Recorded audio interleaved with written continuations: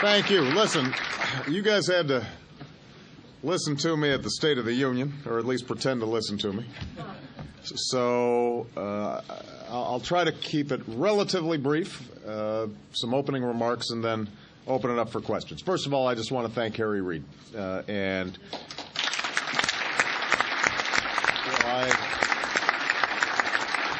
I recently said he's got one of the toughest jobs in Washington.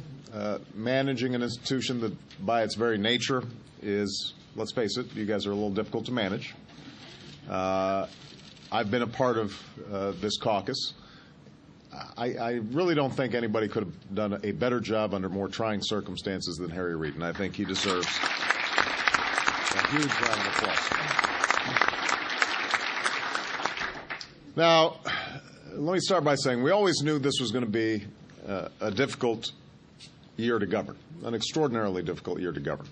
We began 2009 with a financial system on the brink of collapse, an economy bleeding nearly 700,000 jobs per month, a $1.3 trillion deficit, and two wars that were costly in every sense of the word.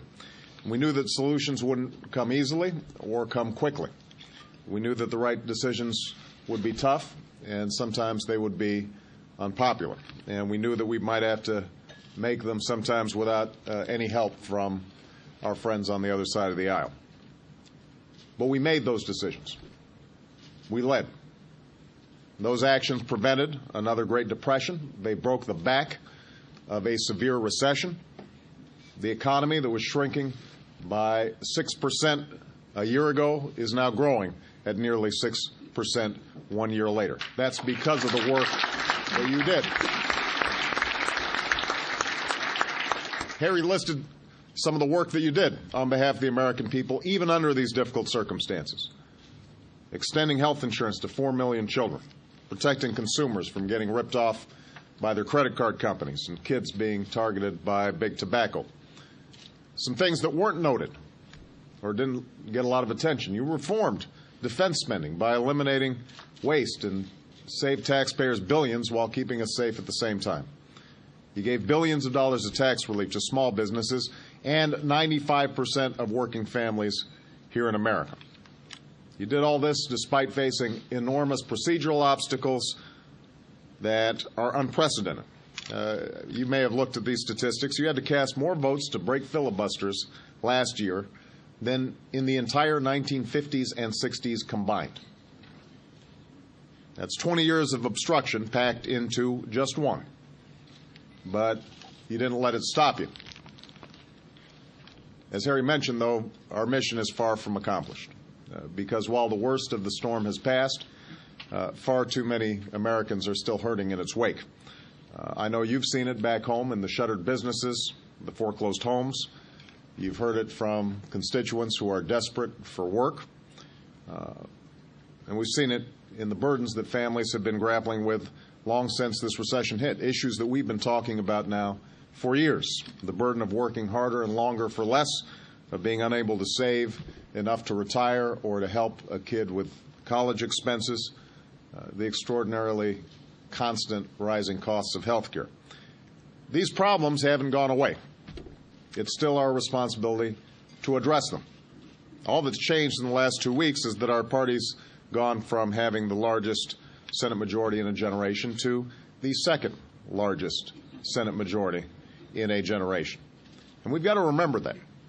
There was apparently a headline after the Massachusetts election. The Village Voice announced that Republicans win a 41-59 majority. It's worth thinking about. We still have to lead. Saving and creating jobs have to continue to be our focus in 2010.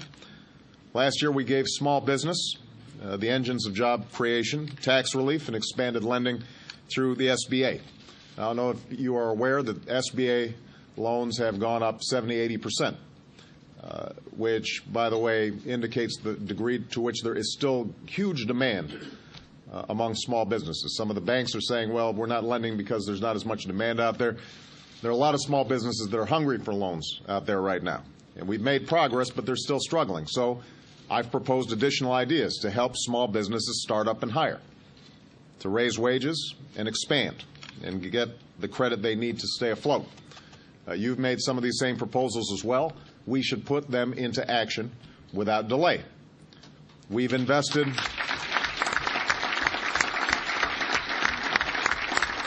in America's infrastructure, rebuilding roads and bridges and ports and railways and putting people to work, strengthening our communities and our country. And as you know, the Recovery Act was designed so that a lot of that work is going to be taking place this year, not just last year. Many of the projects you funded come online in the next 6 months, but we can do more, and we should do so without delay. Through the investments you made in clean energy startups, we've not only helped put Americans to work, we're on track to double our nation's capacity to generate renewable energy over the next few years. I proposed additional tax credits that will promote private sector hiring and energy conservation. We should do that without delay. I think ideas like this should be pretty palatable to the other party. They seem pretty common sense, pretty centrist. We should be able to hear their ideas as well. That's why I spoke to the Republican caucus last Friday. I think it was to the country's benefit that we had an open and frank discussion about the challenges facing the American people and our ideas to solve them. I got to admit, I had a little fun at that caucus. Now, obviously, on some issues, we didn't agree. But on some, we did. And I'm reminded that when it came to health insurance reform in particular, I sought out and supported Republican ideas from the start. So did you. Max Baucus, where's Max? I think he can testify to spending a little time listening to Republican ideas. Token Chris Dodd and Tom Harkin. You considered hundreds of Republican amendments and incorporated many of their ideas into the legislation that passed the Senate. So when I start hearing that we should accept Republican ideas, let's be clear, we have. What hasn't happened is the other side accepting our ideas. And I told them, I want to work together when we can, and I meant it. I believe that's the best way to get things done for the American people. But I also made it clear that we'll call them out when they say they want to work with us, and we extend a hand and get a fist in return. Last week, for example, you put up for a vote a bill I supported. Conrad, Gregg, Fiscal Commission. We were assured this was going to be bipartisan, only to see 7 Republicans who co-sponsored the idea in the first place suddenly decide to vote against it. Now, I'm open to honest differences of opinion, but what I'm not open to is changing positions solely because it's good short-term politics. And what I'm not open to is a decision to stay on the sidelines and then assign blame. I have little patience for the kinds of political calculations that says the cost of blocking everything is less than the cost of passing nothing. It basically says if you lose, I win. That's been the politics in Washington for too long, and the problem is it leaves the American people out of the equation. So I would just suggest to this caucus, if anybody's searching for a lesson from Massachusetts, I promise you the answer is not to do nothing. The American people are out of patience with business as usual.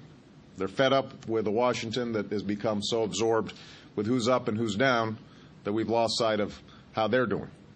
They want us to start worrying less about keeping our jobs and more about helping them keep their jobs. And they want to see their business done in an open and transparent way.